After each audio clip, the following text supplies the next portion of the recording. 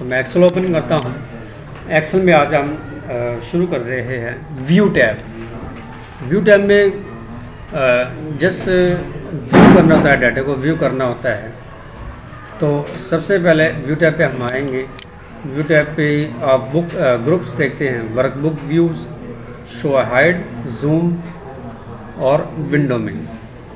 जैसे ये area normal का है। मैंने जब आपको प्रिंटिंग पेज सेटअप का डायलॉग बॉक्स समझाया था, यानी पेज सेटअप का टैब समझाया था, तो मैंने यहाँ पे आपको ऑप्शंस का भी जिक्र किया था 3।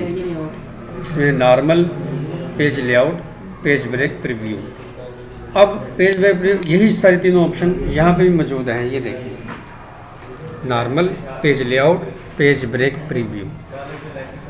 पेज लेआउट पे आप क्लिक करो तो आपकी शीट जो है वो पेजेस पे कन्वर्ट हो जाएगी। पेज लेआउट में ये होगा, आप हेडर एंड फुटर जो है यहाँ पे आप टाइप कर सकते हैं।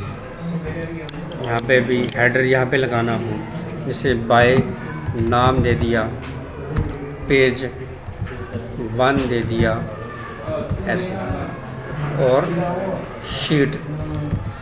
शीट्स लिख दिया शायद, ये हेडर लिख गया। फुटर भी ऐसे आप ऐसे टाइप कर सकते हैं।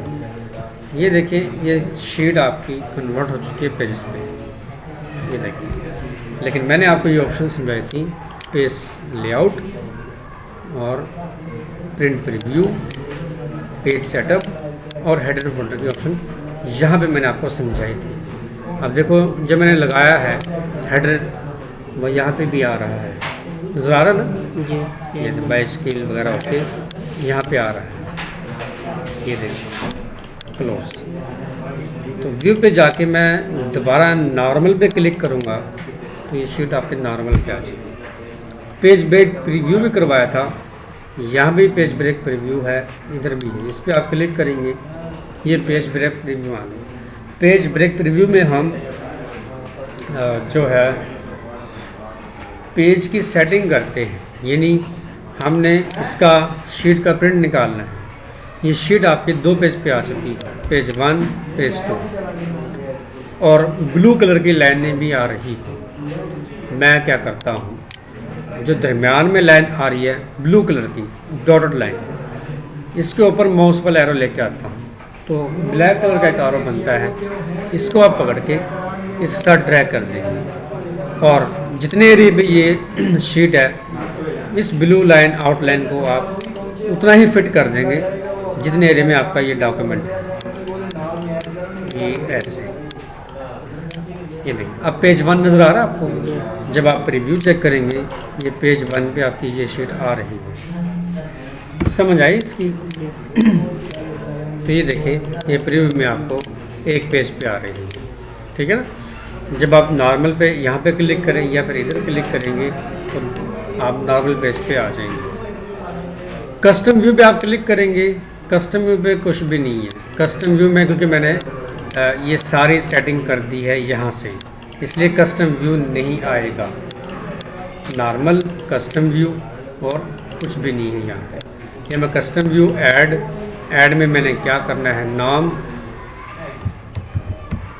शीट 2 ये नहीं ओके कर दिया तो कुछ भी नहीं आएगा, क्योंकि मैंने यहाँ पे फिट कर दिया है।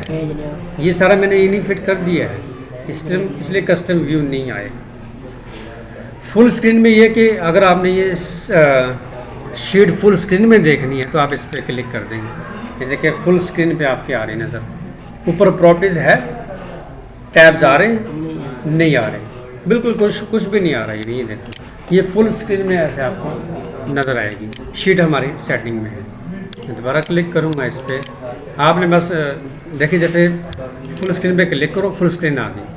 अब वो शो ही नहीं हुई, फुल स्क्रीन नहीं शो हो रहा कुछ भी। आप दरमियान में जो नज़र आ रहा है ना बटन रिस्टोर डाउन का, इस पर आप क्लिक करें, ये देखिए दोबारा वो सारा शो हो जाएगा। या फुल स्क्रीन और एस्केप प्रेस करेंगे ना, एस्केप कीबोर्ड से एस्केप जो कॉर्नर पे बटन है फर्स्ट, तो नॉर्मल हालत में आ जाएगा। मैं नॉर्मल पे क्लिक करता हूँ। फिर देखें, रूलर तो इसमें नहीं होता, ग्रिड लाइन है। ग्रिड लाइन यहाँ से ये ख़त्म करनी है, लाइन नज़र आ रही है ना आपको, हाँ जी। ये ख़त्म करनी है। तो इस पे ग्रिड लाइन पे चेक का निशान ख़त्म कर देंगे। ये देखिए अब बिल्कुल साफ पेज नज़र आ रहा है आपको। फार्मूला बार ये ना नज़र आए तो आप फार्मूला बार पे चेक का निशान ख़त्म कर देंगे। हेडिंग ABCD 1 2 3 ये ना आए, कॉलम हीडर रो हीडर, तो इस पर भी चेक का निशान ख़त्म कर देंगे। ये देखिए फुल साफ हो गई आपका, समझ आई। दोबारा शो करवाने तो ग्रिड लाइन, फार्मूला बार, हेडिंग्स तीनों पे चेक लगा के शो करवा देंगे। इसलिए शो एंड हाइड का ये ग्रुप है। जूम के हवाले से भी है। जूम अभी 100 पे है, जूम यहाँ से भी सेट कर सकते हैं। ये देखिए मैं इस 100 पे क्लिक करता हूँ। यार आप क्या कर रहे हैं, बैठ जाओ, आप बैठ जाओ, काम करो, जो मैंने सिखाया ना वो करो, प्लीज़ प्रैक्टिकल करो अपना। ये देखो 100 पे ये है, मैं इस पर क्लिक करूँगा तो ये जूम का डायलॉग बॉक्स आएगा, या मैं इस जूम पे क्लिक करूँगा तो वही डायलॉग बॉक्स आ गया। अब मैं 75 पे जूम करके ओके करता हूँ तो ये 75 पे आ गया। 100 पे क्लिक करूँगा यहाँ से तो 100 पे आ जाएगा। आपकी मर्ज़ी है, जूम जितने पे भी आप रखना चाहें। 200 पे रखना चाहें, रेडियो बटन लगाओ और ओके कर दो। ये देखिए ये 200 पे आ गया, ज़्यादा क्लोज हो गया, क्लोज़अप हो गया। यहाँ से भी आप जूम कम कर सकते हैं। ये देखिए इधर से भी कर सकते हैं। जूम टू सिलेक्शन, यानी जितने एरिया में डाटा उस वही सिलेक्शन हो जाए तो मैं इस पर क्लिक कर दूंगा, कुछ ऐसे नज़र आएगा आपको ये डाटा। ये देखो जूम टू सिलेक्शन 100 पे क्लिक किया, ये देखो 100 पे आ गया।